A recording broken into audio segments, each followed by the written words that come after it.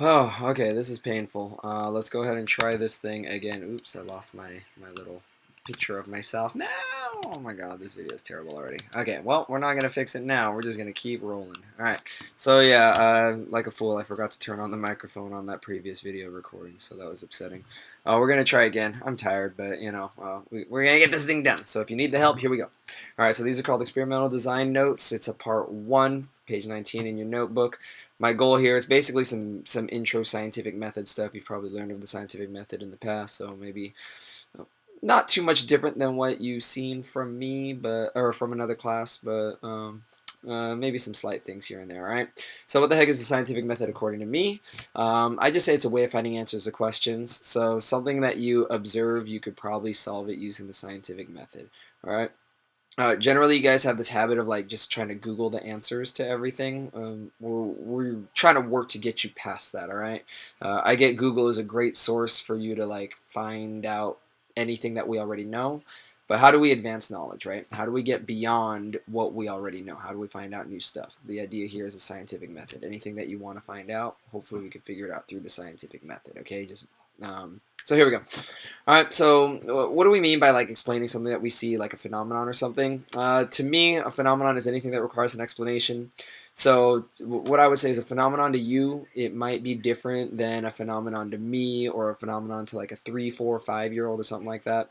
Easy example is I remember my oldest daughter when she was like 3, 4 years old. She was playing with magnets once, and when she was doing that, she had the like the same poles, and she was like pushing them together and they wouldn't stick. And I remember her going up to me and saying, "How do I pop the bubble?" And I was like, "What the heck are you talking about?"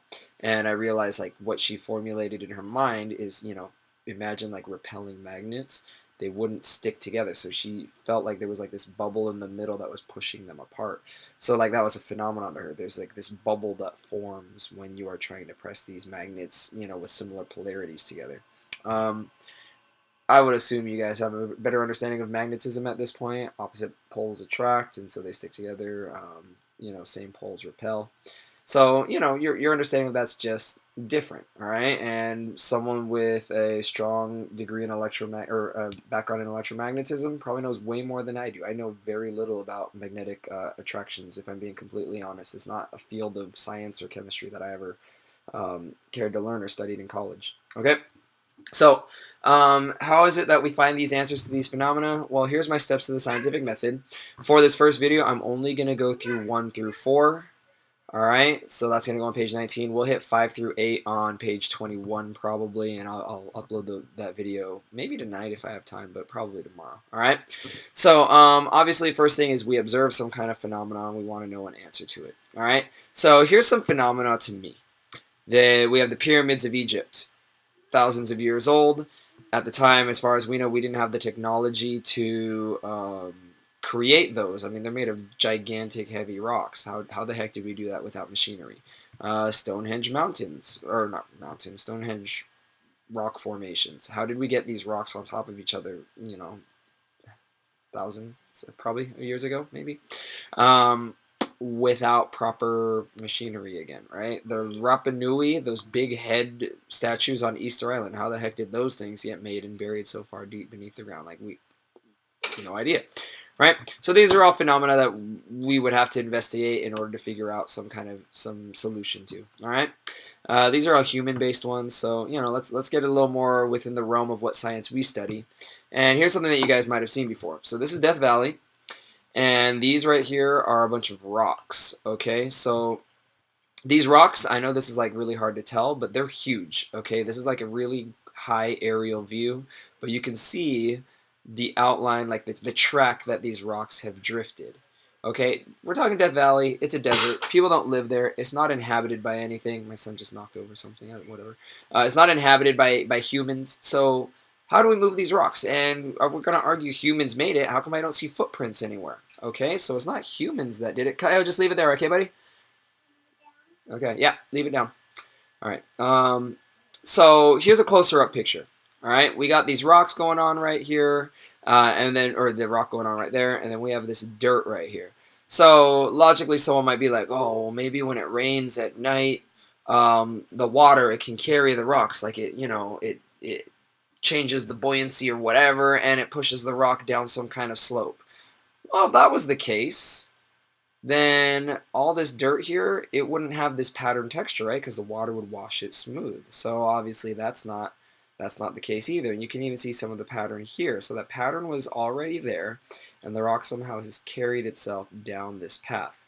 All right, to me, a question that you might want to come up with is not just how the heck does the stone move? That doesn't lead us to anything actually testable. It's just like, well, it could be this, it could be that, it could be magic, it could be aliens, right? Ancient aliens made the pyramids. That's that stupid A&E show. So to me, a better question. Maybe you watched that one Magic School Bus episode about erosion way back in the day, and you're like, oh, this wind, it's carrying these rocks and making them skip all over the place. So maybe it was wind that caused the stones to move.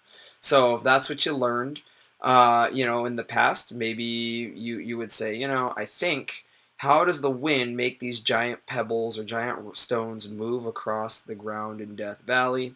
And then hopefully you can create some kind of experiment in a simulated environment that would test the movement. Hint, as far as we know, it is not wind that makes it move. If you guys really care, I'll let you kind of investigate that one on your own. But it's not wind as far as we know.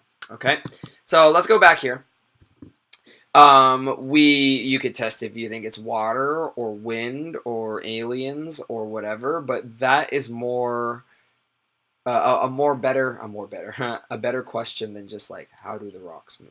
All right, we're actually looking at something and we want to see if that is the actual cause, like a cause and effect sort of thing. All right, we would base that on prior knowledge. Like I said, the Magic School Bus thing, maybe you crack open a book and do some reading and you found out that, different types of sediment move due to different factors or whatever. I don't know, right? That's some Q3 stuff that we'll probably look at down the road. Anyway, in the end, you would come up with some kind of answer before doing your experiment. We call that a hypothesis. In the past, I know you guys always learn, hey, you know what? Hypothesis, it's an educated guess. That's what every teacher always says. I honestly hate that definition. I don't even know what it means. You're guessing, and because I go to school, I'm somewhat educated, so I'm an educated guesser. That's what I think it is, right? Or it's a prediction, okay? I think it's going to explode. Like that, it doesn't make sense, right? We need more detail than that. In my years of doing science fair with, International Science Fair and stuff, just a prediction was never enough for a hypothesis. All right, hold on, man. He's thirsty. All right, so here's what a hypothesis is to me. It says it's more than an educated guess. You're going to use the format if, then, because. He wants juice. And in the bottom, we have these red words. It says input. He's going to come up here. You're going to see a little boy's head pop up in a second. It's the input, what you're actually going to do in the experiment. Then that one little piece is your prediction after the then, and then why you think it works. This part is huge, right? Well, there he is. Without your understanding of why you think it works right here. Okay, can you please wait? Thanks. All right, so without that piece, I'm just going to let this thing go. Without you understanding or explaining why you think it works, I don't know. To me, there's really no basis. You can just make up anything. The research is the huge part, and that's where this because comes from. So my phrasing, and I'll type it out for this Death Valley, the rocks moving thing, it's if we use wind, or let's say use, if we apply, I don't know what, 1,500 fans blowing wind at a rock, then the rock will start sliding. Oh, he just hit his head. He didn't like that. Because... And let's mix the space. Because wind is an agent of erosion, and it can make some rocks move. Okay, then you would go design a lab. We'll talk about that later. Well, you shouldn't have hit your head, man. We're going to go ahead and design some kind of lab that can actually test if this is going to work or not. Maybe it'll work, maybe it won't. Okay, maybe we'll find out that 1,500 fans is not the equivalent to the amount of wind that exists on Death Valley, right? Or in Death Valley. So that might be a problem. Please stop. All right, man, the first video was way better than whatever nonsense is happening right now. This is painful. All right, last thing. He sees his cars in the camera. This is awesome. Last thing. I'm doing this research, right? Like, I'm getting my doctorate in educational technology. And what's kind of funny here is if I look, I'm supposed to have finished this reading yesterday. Don't tell me when I'm still, like, on the first, like, 2 pages. Oh, and look, a lot of the components that I'm talking to you about right now, they appear in this reading. And this is for a doctorate level program. Point is, if you guys are trying to learn, you know, over time... Can you please stop? If you guys are trying to get a degree, you know, an advanced degree in science or something like that, these variables, the stuff that we're talking about, hypothesis, testable questions, it is not going to go away anytime soon. So I'm just giving you a very basic, watered-down version of, you know, what you're kind of going to see forever, you know, if this is the route you choose in your career. Okay, I'm going to stop because this is rough. Okay, bye. Bye.